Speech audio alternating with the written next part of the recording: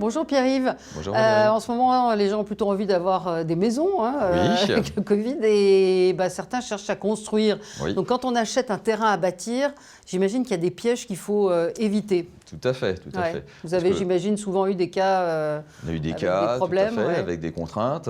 Donc déjà, le terrain à bâtir, il est situé où? Il est situé dans un lotissement, il est situé sur un grand terrain d'une maison qui veut détacher un bout de ce terrain. Et donc toujours la question, c'est de savoir déjà au niveau des règles d'urbanisme, quelles sont les contraintes.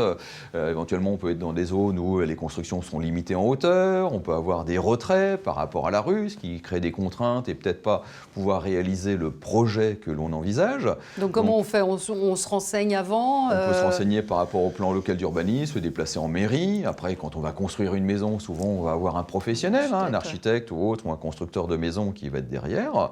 Et après, ça peut être aussi des problèmes de pollution dans le secteur. Vous pouvez être aussi à côté d'une usine. Vous pouvez aussi être dans des zones où on a une sismicité forte, ou des problèmes d'argile. Il y aura des contraintes sur la construction qu'on envisage. Alors le notaire, il sert à quoi dans tout ça?